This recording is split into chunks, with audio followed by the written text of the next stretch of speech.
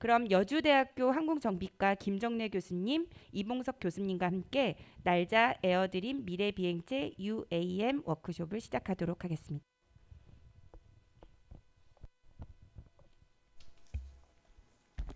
여러분 안녕하세요.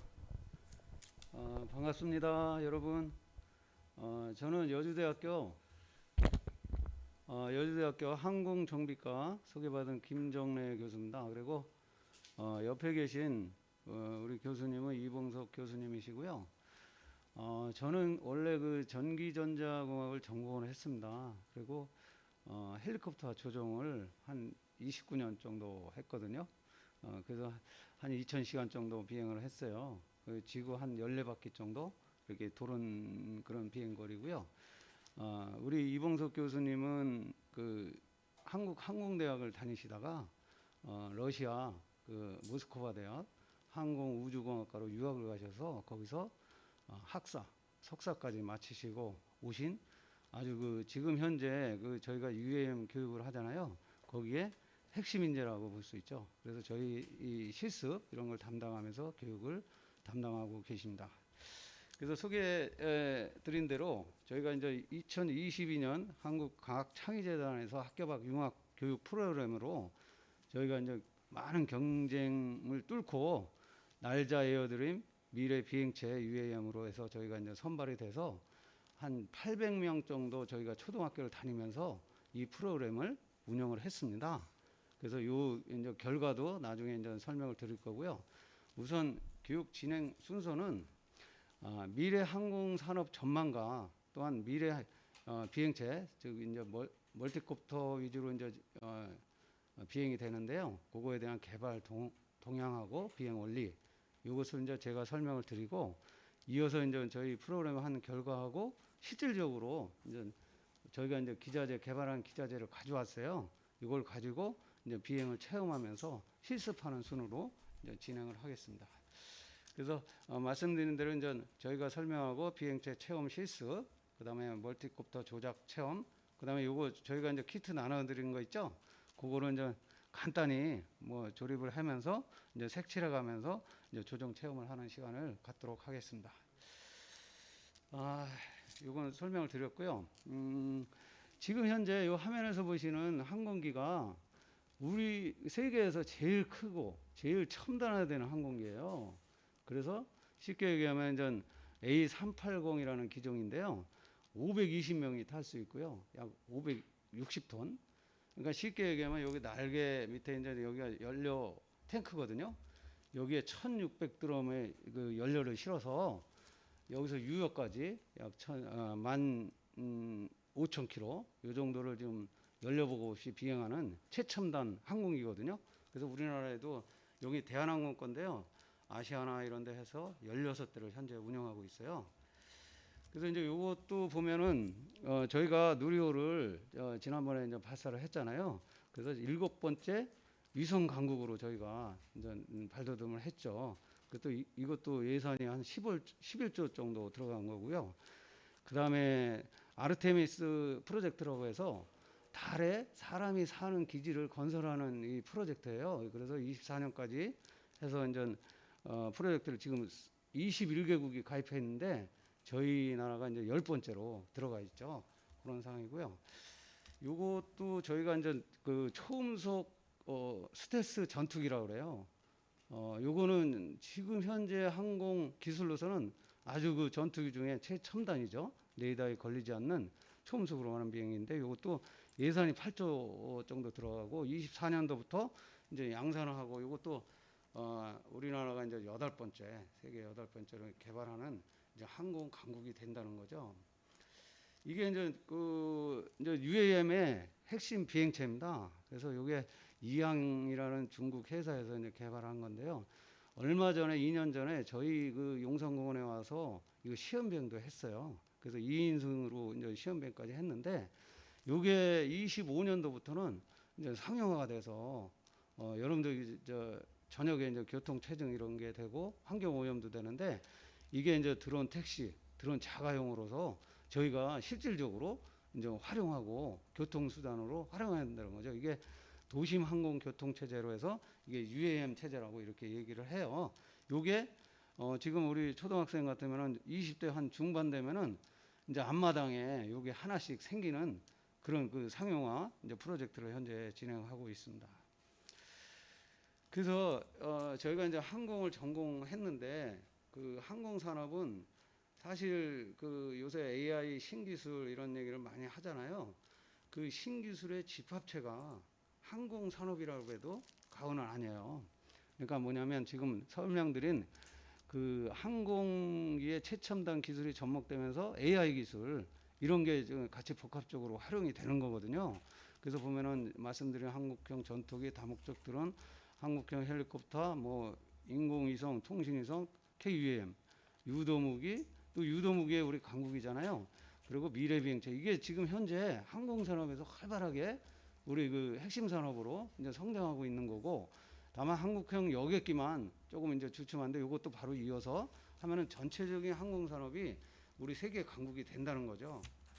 그래서 우리 여기 꿈나무 학생 입장에서는 항공을 진짜 선택해서 전공을 한다면은 교수가 항공 전공 교수라 그런 게 아니라 진짜 절대 후회는 안 하실 거로 이렇게 믿고 있습니다. 그래서 요거는 얼마 전에 용산공원에서 저희가 실무에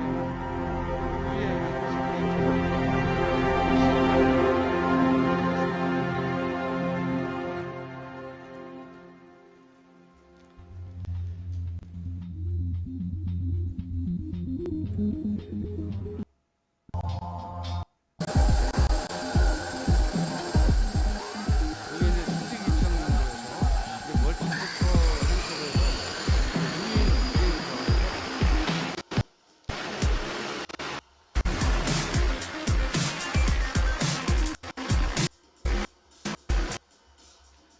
그래서 이제 날개가 4개 달려 있고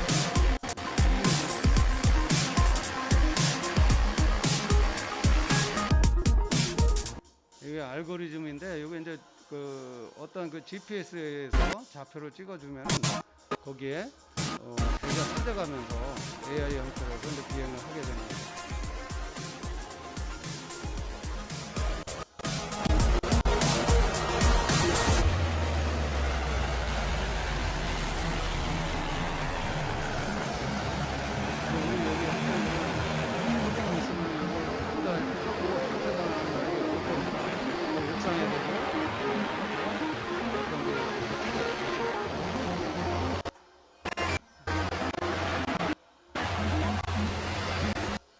야간에 하는 거 한번 볼까요?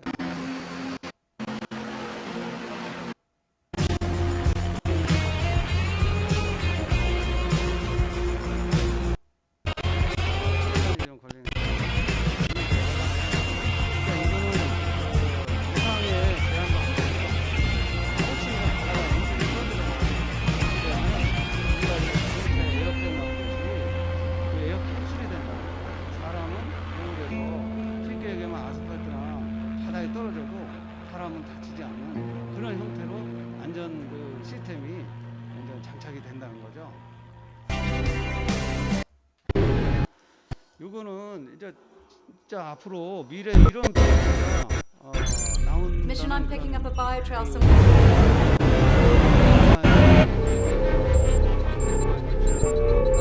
2014실질적으로 자기가 찾아다니면서 자유롭게 비행하는 형태죠.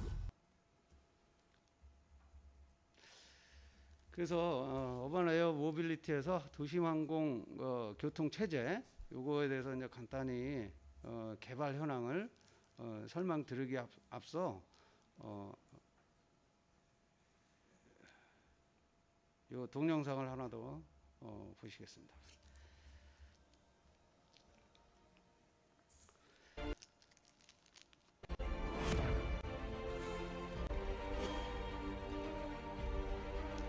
이게 이제 2025년도부터 상용화되는 요게 이제 김포공항을 모델로 해서 저희가 이제 계획한 프로젝트거든요. 그래서 버티포트로 해서 이렇게 이제 수직 이착륙을 할 수 있는 이런 그 패드 형태로 해서 플랫폼이 형성이 돼서 여기서 이제 자유롭게 와서 탑승해서 뭐 인천공항이면 인천공항 또는 뭐 어떤 그 지방의 대전이면 대전까지 가는 그런 그 비행 체제를 구축한다는 거죠.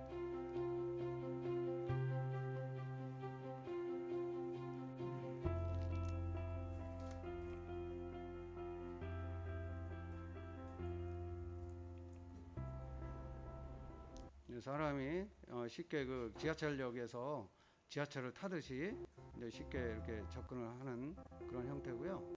그리고 수직 이착륙으로 해서 그 AI 센서에 의해서 자동으로 착륙하기 때문에 여러 가지로 안전성도 확보되고요.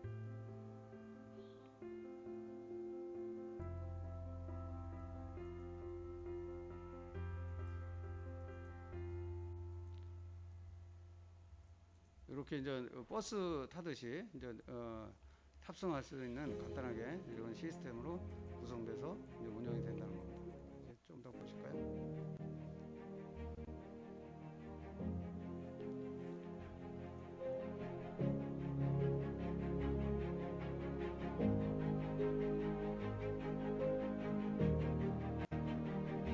그럼 지금 현재 터미널에서 버스 타는 것보다 더 훨씬 수월하게 접근을 해서 안전하게 이제 자기가 교통체증 없이 지금 현재 남아있는 교통수단이 이제 공중이잖아요. 이것을 활용을 해서 자기가 목적지까지 원활하게 신속하게 이동한다는 거죠.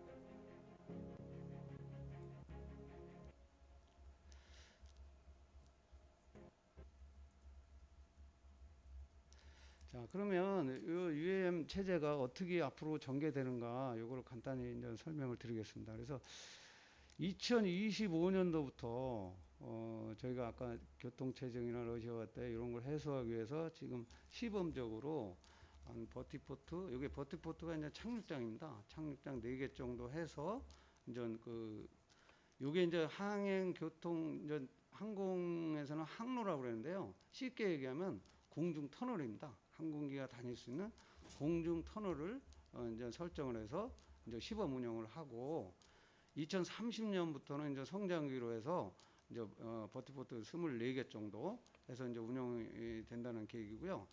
35년도부터는 이제 전체 이제 상용화가 실질적으로 정착이 된다는 거죠. 그러면 우리 초등학생 같으면 한 아까 말씀드렸듯이 20대 후반 정도 되면은 요런 거를 하나씩 가지고 자기가 앞마당에서 자기가 목적지까지 갈 수 있는 그런 체제가 그런 세상에 온다는 겁니다. 그래서 이제 이런 형태를 보면은 요거는 바로 이제 공중만 싱글 모드라고 해서 공중에서 비행을 하는 거고 요거는 듀얼 모드인데 이제 지상에 바퀴가 달려 있어요. 그래서 지상으로 가다가 도로를 가다가 이제 항공기 이제 그 차가 밀리거나 그러면은 다시 공중으로 갈 수 있는 그런 지상하고 공중하고 같이 비행하는 체제고요. 요거는 이제 수륙기인데 수직 이착륙입니다. 수직 이착륙기로 되어 있고 요거는 기존 활주로 해서 비행을 하면서 같이 이제 지금 현재 비행기 형태로 하는 거고요. 요거는 수직으로 이착륙한 다음에 이 터빈을 90도 돌려서 다시 여객기처럼 이제 운행하는 그런 그 형태로 현재 개발에 대해서 운영하고 있습니다. 그래서 이제 개발 동향을 보면은 요게 이제 수직 이착륙이에요. 그래서 아까 말씀드렸듯이 수직으로 이착륙해서 엔진을 터빈을 90도 틀어서 항공기처럼 고속으로 갈 수 있는 요게 굉장히 앞으로 각광받는 그 UAM 그 시스템이죠. 요거는 이제 멀티콥터라 해서 헬리콥터 날개가 뭐 4개도 있고 6개도 있고 8개도 있고 이런 식으로 다양하게 해서 자유롭게 좁은 공간에도 앉을 수 있고 다양한 형태로 자세 변화도 할 수 있는 거고요. 그래서 요거는 헬리콥터랑 그 항공기를 같이 접목한 거예요. 요거는 그래서 헬리콥터 형태로 해서 이륙을 한 다음에 그 고정의 여객기 형태로 해서 비행을 하는 그런 시스템입니다. 그래서 이제 이런 비중을 두고요. 요 기종을 보면은 우리가 이제 그 자동차를 보면은 어떻게 됩니까? 현대, 뭐 기아, 뭐 삼성 이런 데 있지 않습니까? 지금 그렇듯이 세계 이제 굴지의 항공사 항공사들하고 이제 중국에서 조금 중국이 강세인데요. 이런 형태로 다양한 기종의 이제 멀티콥터, 아까 그 수직 이착륙기가 나온다는 겁니다. 그러면 거기 경쟁을 해서 지금 자동차 하듯이 이제 우리 고객들이 이제 거기에 자기 맞춤형으로 해서 2인승이 됐든 4인승이 됐든 이런 걸 사서 사람도 자가용처럼 타고 다니고 그다음에 이제 화물도 실어 나르고 이런 형태로 이제 이 산업체가 다 경쟁을 해서 우수 제품이 계속 개발돼서 나오는 거죠. 저희가 이제 여기서 추가로 말씀드리면 나이트 형제가 처음에 항공기를 1903년도에 개발했어요. 그러면 지금 120년 정도밖에 안 됐지 않습니까? 근데 이 항공산업은 사실 지금 그래프로 보면은 계속 올라가다가 이렇게 처지거나 수평이 된 적이 없거든요. 그래서 계속 성장을 했어요, 항공산업은. 그래서 지금도 물론 아까 우주발사체도 있지만 이런 실생활, 상용화가 적용되는 비행체가 다양하게 나온다는 거죠. 그래서 우리 이제 꿈나무 학생들이 만약에 항공산업을 전공하면은 무궁무진하게 자기 역량을 펼 수 있는 그런 마당 밭이 된다는 겁니다. 자, 그래서 우리나라는 현재 여기 현대자동차하고 하나시스템, 현대에서는 여기 이제 개인 그 비행체라고 이렇게 PAV로 이렇게 얘기를 하거든요.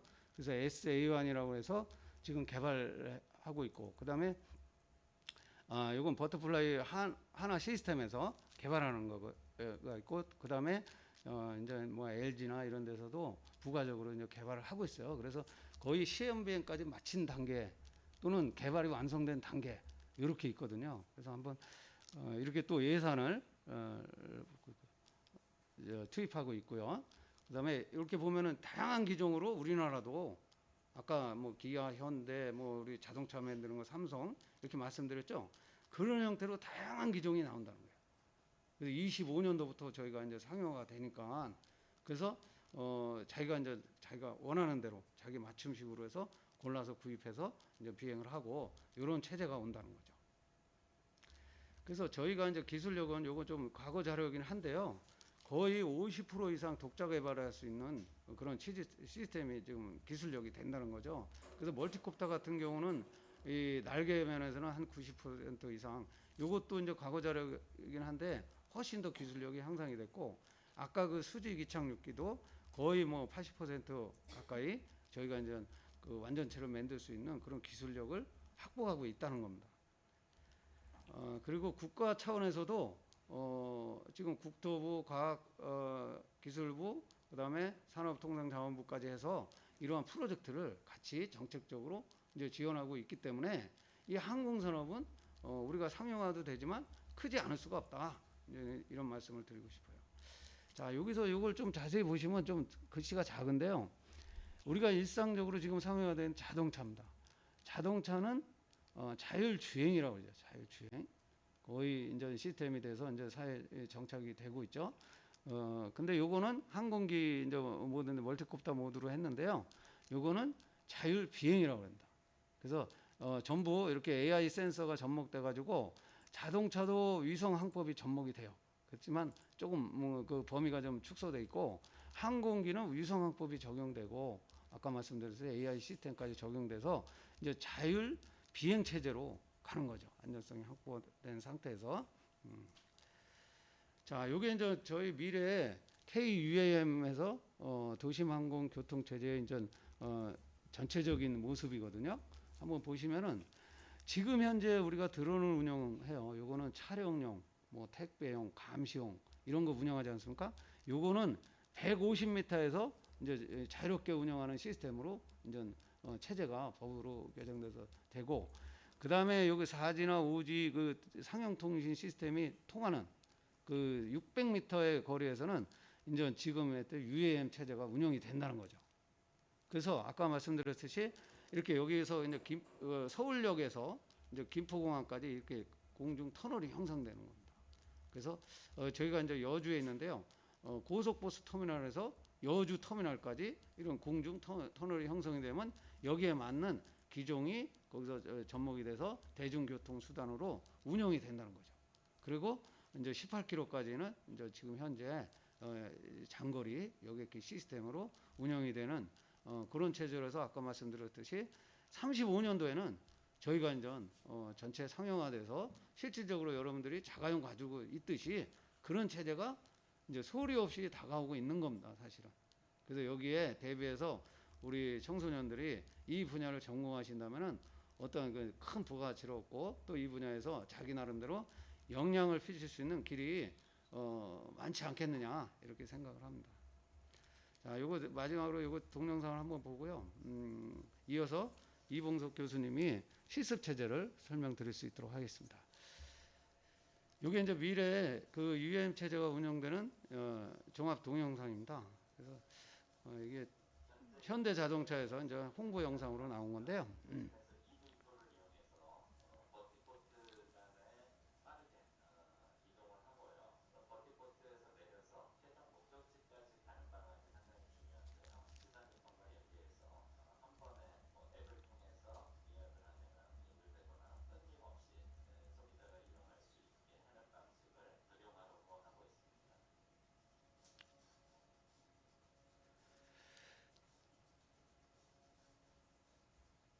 그래서 여기 날개 로타라고 그러는데요. 멀티콥터라고 해서 로타가 여러 개잖아요. 그러니까 안전성도 많이 확보되어 있고요. 또 아까 말씀드린 비행이 조금 자유롭죠. 그리고 좁은 공간에도 방향을 쉽게 틀어가면서 앉을 수 있고 이제 이런 형태가 되는 거죠. 그래서 안전성도 확보가 되어 있고 특히 이거는 전기로 운영이 되기 때문에 소음이 굉장히 이제 적다는 그런 장점도 있습니다.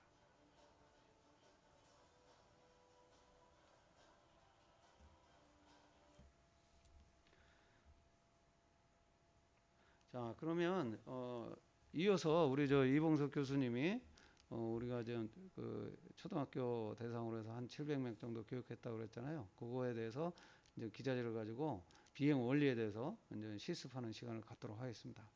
우리 저 이봉석 교수님 준비 좀 해주십시오.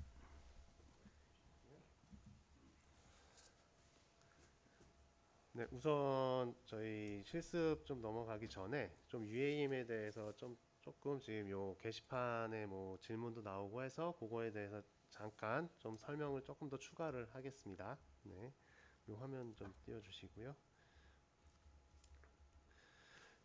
네, UAM이 지금 보시면 이제 어반 에어 모빌리티라고 해서 도시에서 하늘을 날아다니는 운송 수단, 네, 도시명 항공 모빌리티라고 이렇게 저희가 정의를, 그러니까 세계적으로 정의가 되었고요.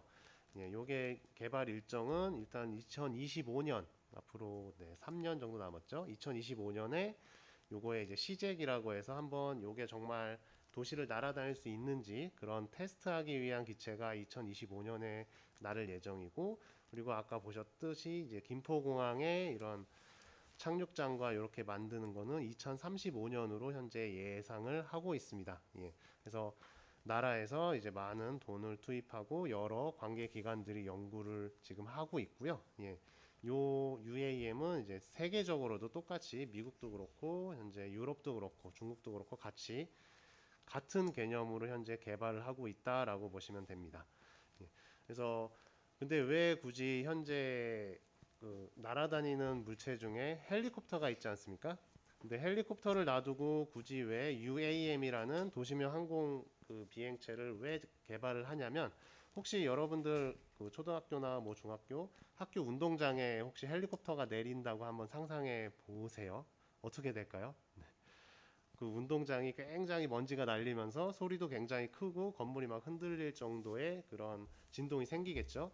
그래서 도시에서 현재 뭐 수직으로 이착륙할 수 있는 헬리콥터를 사용하는 건 사실 좀 무리가 있다 생각을 해서 UAM이라는 거를 이제 개발을 하게 됐고요.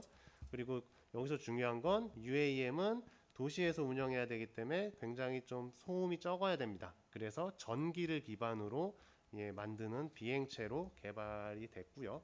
개발을 하고 있고요. 그리고 도시다 보니까 이제 활주로를 만들 수가 없기 때문에 건물 옥상에 수직으로 이착륙을 해서 운영이 돼야 됩니다. 그렇기 때문에 일단 전기를 이용한 모터를 이용해서 수직으로 이륙하고 착륙을 할 수 있는 기능을 갖춰야 되고, 또 원하는 곳으로 비행도 할 수 있는 그런 능력이 요구가 된 거죠. 그래서 현재 아까 말씀드렸듯이 현대 자동차와 한화를 기반으로 해서 현재 이런 형상의 UAM이 지금 개발이 되고 있습니다. 요거는 아직 그래픽으로만 있는 버전이고요.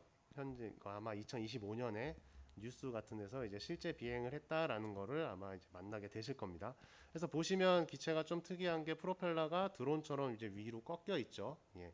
이것은 아까 말씀드렸듯이 건물에서 수직으로 이착륙하기 위해서 일단 프로펠러가 위로 꺾여진 거고요. 요게 이륙을 완료한 다음에는 요 프로펠러가 앞으로 전체적으로 꺾이면서 비행기 모양으로 변신을 합니다. 그림이 이렇게 비행기 모양으로 변신을 해서 비행기처럼 원하는 곳으로 이동을 하고요. 다시 착륙을 할 때는 프로펠러를 다시 위로 꺾어서 착륙을 하는 그런 시스템으로 현재 개발 중입니다. 그래서 지금 이제 앞으로 이제 좀 설명을 드릴 거긴 한데 드론의 비행 방법하고 비행기의 비행 방법이 어떻게 보면 다 합쳐져서 요 UAM에 적용됐다라고 이해를 하시면 됩니다. 그래서 드론과 비행기가 합쳐져서 도시에서 운영할 수 있는 UAM을 만든다. 그렇게 정리를 하시면 되고요.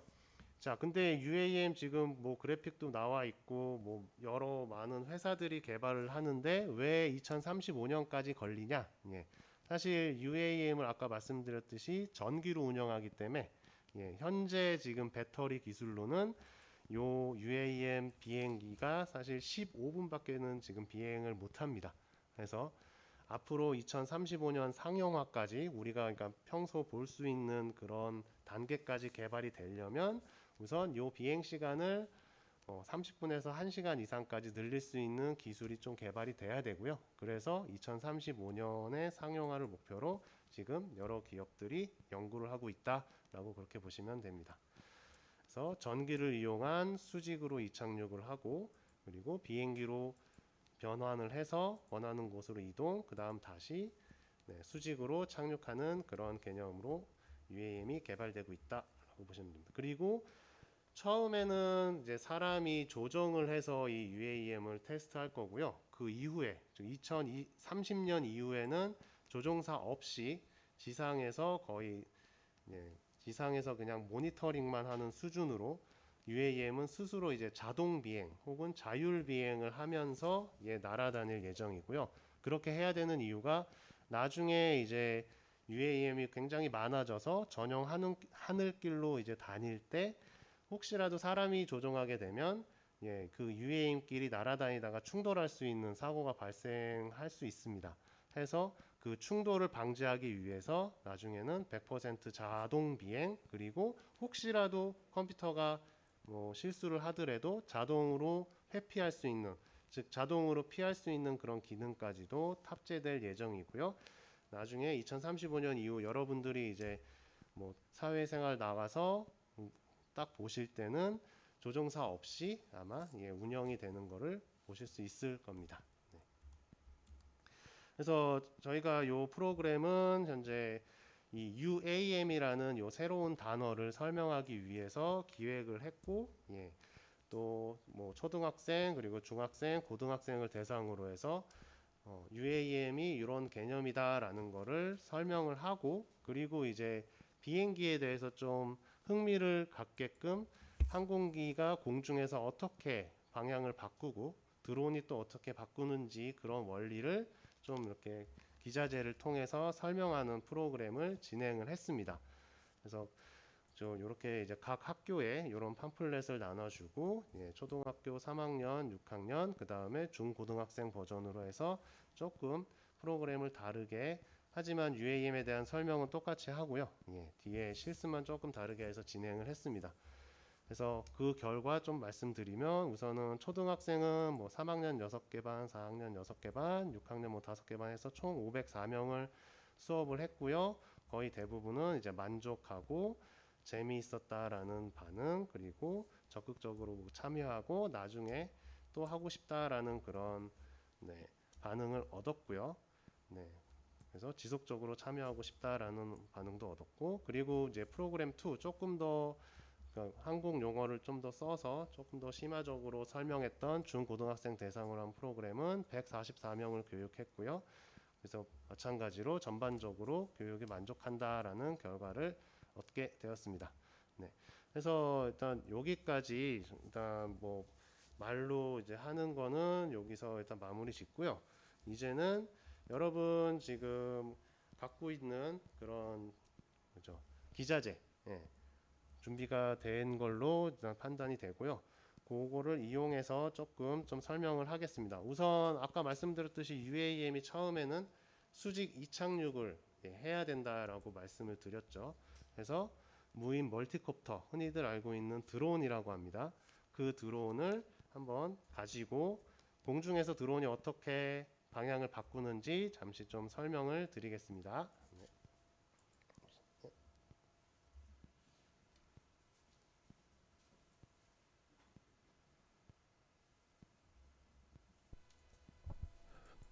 네.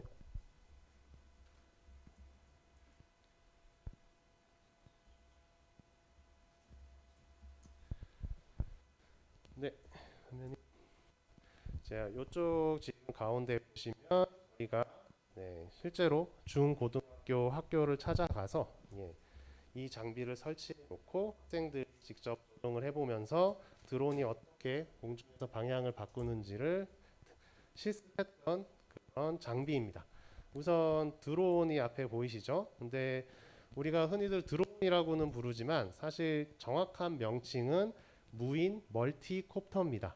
사람이 타지 않고 모터가 여러 개 달려 있는 비행체라고 해서 무인 멀티콥터라고 부르고요. 그래서 요거 같은 경우 모터가 4개가 달려 있습니다. 자, 만약에 지금 요 달려 있는 모터 4개가 동시에 회전을 한다. 그럴 경우 이 드론은 이륙을 하겠죠. 그대로. 그리고 요 모터 4개가 동시에 좀 천천히 온다 하면 아래로 내려가는 방향으로 조정이 될 것입니다. 자, 그리고 이쪽 부분 여기가 지금 드론의 앞이고요. 그리고 앞을 기준으로 봤을 때 오른쪽 부분에 프로펠러 2개가 조금 더 빨리 돌게 되면 드론은 이렇게 기울어지겠죠. 그리고 반대로 왼쪽에 프로펠러 2개가 빨리 돌면 이런 형태로 기울어지겠죠. 해서 가운데를 기준으로 오른쪽 왼쪽의 프로펠러 회전수를 바꾸면서 드론을 이렇게 움직이게 하는 움직임을 만들 수 있습니다. 그리고 또 만약에 뒤에 2개의 프로펠러가 빨리 돈다 했을 경우에는 앞으로 기울어지겠죠. 그리고 앞에 프로펠러 2개가 빨리 돌게 되면 앞이 들리게 되겠죠. 해서 앞뒤의 프로펠러 속도를 다르게 해서 요런 움직임을 중에서 만들어냅니다. 그래서 UAM이 프로펠러가 지금 굉장히 많이 달려 있고 수직으로 꺾여 있는 이유가 이렇게 드론처럼 처음에 이륙을 하고 이륙할 때 좌우라든지 앞뒤로 조정하기 위해서 프로펠러를 그렇게 많이 장착을 하게 된 겁니다. 그리고 또 한 가지가 더 있는데, 자, 요 드론 같은 경우 대각선끼리 시계 방향과 반시계 방향으로 그러니까 회전하는 방향이 다릅니다. 해서 대각선이 만약에 좀 더 빨리 돈다 그러면 드론은 제자리에서 이렇게 회전을 하게 되고요. 반대 대각선이 빨리 돈다 했을 경우에는 이렇게 왼쪽으로 회전하는 이런 움직임을 보여줍니다. 그래서 드론 UAM도 그렇고 처음 이착륙할 때 프로펠러의 회전수를 바꿔서 좌우라든지 앞뒤라든지 제자리 회전 이 움직임을 만들어낸다라고 보시면 됩니다. 그러면 우리가 이렇게 설명을 들었으니까 그럼 실제로 그렇게 운영이 되는지 이 장비를 가지고 한번 시연을 해보겠습니다. 참고로 이 장비는 이제 학교에 가져가서 이제 테스트를 했던 건데요. 주의사항은 아무리 지금 드론을 고정을 시켰더라도 주변에 못해도 2m, 2m 정도의 좀 공간은 띄우고요. 그리고 학생들이 이쪽 안쪽으로 들어오지 못하게 꼭 통제를 한 상태에서 교육을 진행을 했고, 현재까지 아무런 사고 없이 실습을 진행했었습니다. 그러면 실제로 저희가 조정을 하면서 드론이 그렇게 움직이는지 한번 그걸 가지고 테스트를 시연을 해보겠습니다.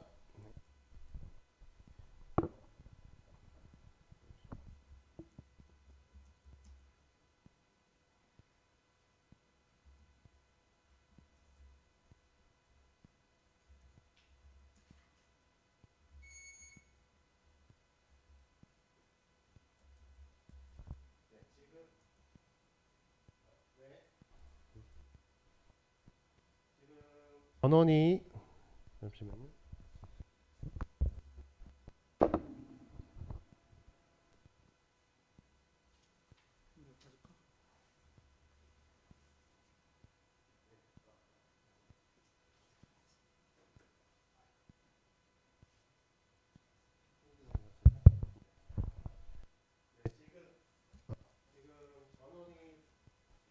마이크를 켜야 될 것 같아요. 아, 네. 네. 아, 이제는 지금 전에 전원이 들어왔을 때도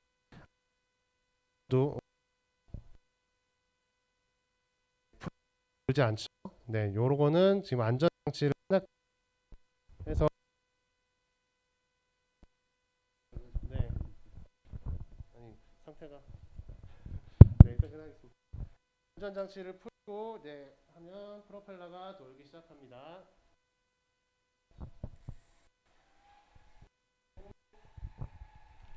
그리고 이제 속도를 좀 올리고요.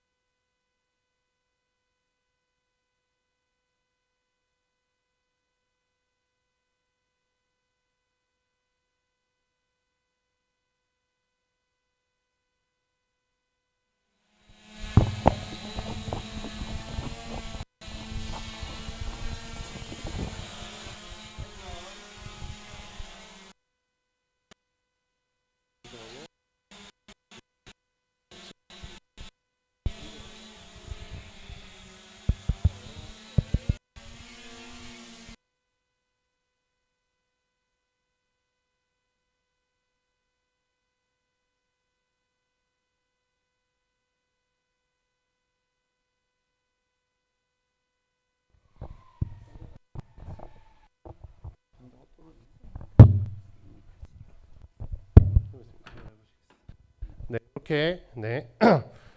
왼쪽 오른쪽 앞뒤 그다음 제자리 회전이 예, 이렇게 프로펠러의 회전을 바꿔서 회전수를 바꿔서 운영이 된다라는 거를 이걸로 예, 한번 보여드린 겁니다.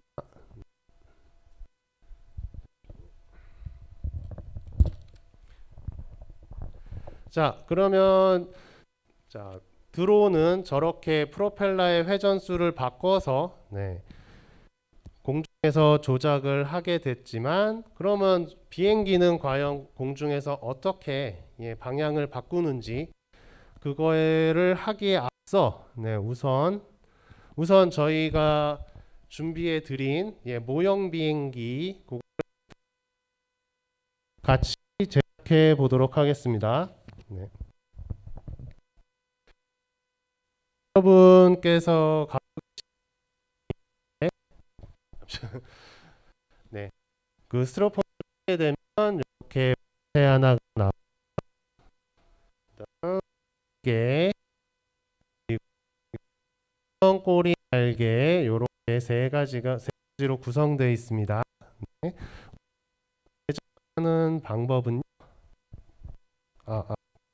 제작하는 방법은 우선 비행체 본체가 저 앞에 이렇게 적인 본체가 앞에 있고요. 요 부분 들고 그리고 이게 주 날개입니다. 네. 주 날개를 보시면 네. 끝 라운드가 돼 있고 앞에서 봤을 때 위로 상승돼 있는 상 요걸 됩니다. 지금 괜찮으세요? 네. 그래서 원래 형상은 이제 이렇게 꽂아주시면 됩니다. 앞에서 봤을 땐 이런 모양이고요. 네. 그리고 이제 꼬리 날개가 있습니다. 날개를 꽂는 부분을 보면 지금 두 군데가 있습니다. 예, 구멍이 위에도 있고 아래도 있죠. 요거는 이따가 설명을 드리겠지만 우선은 아래쪽에 먼저 얘를 꽂으시면 됩니다. 꽂으실 때 항상 요 뒷부분을 좀 잡고서 꽂아주시면 안 깨지고 안 부서지게끔, 그러니까 부러지지 않게 조립이 가능하게 됩니다. 네, 해서 이렇게 요 형상이 조립이 완료된 형상이고요. 네, 이제는 밖에 나가서 날리시면 되는데, 자, 우선 몇 가지 좀 말씀드릴 게 있습니다. 네, 자, 우선 문제를 하나 내볼게요. 자, 바람이 만약에 이쪽에서 지금 불어오고 있다라고 가정을 했을 때, 자, 비행기를 날릴 때 바람을 마주보고 날린다. 요게 1번이고요. 바람을 뒤통수를 맞으면서 날린다. 요게 2번입니다. 자, 1번 형태로 날려야 될까요? 아니면 2번 형태로 날려야 될까요? 몇 번인 것 같아요? 2번? 2번? 뒤로? 자, 우선 정답을 좀 말씀드리면 1번입니다. 의외로 1번입니다. 이게 이제 다들 2번이라고 대답을 하시는데, 사실 비행기는 특히 이렇게 항공기 날개에 달린 비행기는 바람을 맞으면서 날아야지만 더 잘 날고 훨씬 더 많은 양력을 발생시킵니다. 해서 여러분이 운동장이나 공원에 나가셔서 날리실 때 바람이 불어오는 걸 얼굴로 정면으로 받으시고 그 방향으로 던지시면 됩니다. 네. 그래야지만 제일 잘 날고 비행기의 원래 성능이 나오게 됩니다. 자, 혹시라도 이제 그러니까 뒤쪽에 바람을 맞고 비행기를 던지게 되면 원래 성능보다 조금 떨어지게 비행을 하게 됩니다.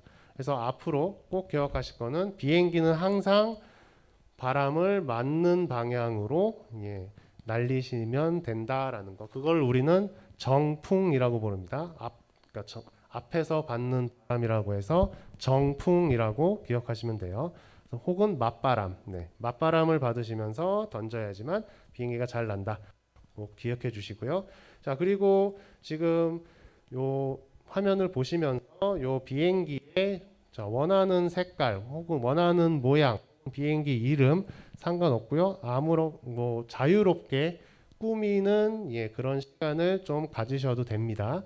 참고로 이제 초등학교 교육을 갔을 때 이제 요런 형상으로 주날개를 꾸민 학생도 있었고요. 꼬리 날개도 이렇게 칠해서 꾸몄던 학생도 있었고, 태극기 많이 그리고요. 이렇게 비행기 이름도 정하고 그런 좀 꾸며 주시면 되겠습니다. 네. 자, 그럼 앞서 얘기했듯이 일단 꾸미면서 꾸밀 땐 특히 이제 유성펜으로 사용해 주시고요. 유성펜으로 꾸미셔야지만 오래 갑니다. 자, 꾸미면서 그럼 항공기가 아까 들어오는 프로펠러의 회전을 바꿔서 방향을 조정하는데, 그럼 항공기는 어떻게 방향을 조정을 할까라는 거를 지금 잠시 설명드리겠습니다. 자, 여러분 비행기가 있고 그것과 조금 비슷한 비행기를 선생님이 좀 준비했습니다. 비슷한 겁니다. 정말 비슷한 비행기입니다. 자, 항공기는 사실 무게중심이 날개에 있어가지고요. 이렇게 무게중심을 끈으로 매달면 공중에서 평형을 잡고 날게 돼 있습니다. 그리고 보시면 날개 끝부분에 뭔가 이런 형태로 움직이는 부분이 존재를 하게 됩니다. 자, 참고로 아까 앞서서 말씀드렸지만 비행기를 발명한 사람은 사실 라이트 형제입니다. 라이트 형제의 플라이어 호라고 하는 비행체가 최초의 이제 동력 비행으로 인정을 받았고요. 그럼 라이트 형제가 왜 동력 비행기를 인정을 받았냐? 사실 공중에서 방향을 바꿀 수 있는 이런 조종면이라고 합니다. 조종을 하게끔 하는 면이라고 하는데, 그 조종면을 라이트 형제가 발명을 했기 때문입니다. 그러면 라이트 형제는 미국 사람이기 때문에 그런 조종면의 이름도 사실 영어로 만들어졌죠. 해서 그 이름은 좀 간단히 말씀드리면 주날개에 있는 건 에일러론, 그다음 꼬리날개, 수평 꼬리날개에 있는 건 엘리베이터, 그리고 수직 꼬리날개에 있는 건 러더라고 불리웁니다. 그래서 에일러론, 엘리베이터, 러더를 이용해서 공중에서 방향을 바꾸게 됩니다. 자, 그럼 이 비행기를 한번 예를 들어서 설명을 좀 드리면, 자, 에일러론은 주날개 끝부분에 달려 있고요. 이 비행기를 정면에서 봤을 때 왼쪽이나 오른쪽으로 기울이는 이런 움직임을 보여주게 합니다. 네. 아까 드론과 비슷한 방향으로 움직이게 되죠. 에일러론은 이렇게 좌우로 기우뚱기우뚱하는 모양을 만들어주고요. 자, 뒤에 수평 꼬리 날개에 있는 엘리베이터는 요 조그만 날개가 움직이면서 항공기가 위로 가거나 아래로 가거나 하는 이런 움직임을 만들어 줍니다. 이게 엘리베이터라고 불리고요. 그리고 수직꼬리 날개에 있는 러더라는 조정면은 비행기를 좌로 돌리거나 우로 돌리거나 좌우로 이렇게 회전하게 하는 역할을 하게 되는 조정면입니다. 즉, 자, 요런 움직임 에일러론, 그다음 앞뒤 엘리베이터, 그다음 제자리에서 회전하는 러더, 요 세 가지의 움직임을 보여준다라고 보시면 됩니다. 자, 그러면 뭐 설명은 이렇게 됐지만 정말로 실제로 이 비행기가 바람이 불 때 그런 움직임이 되는지를 한번 좀 요 장비를 통해서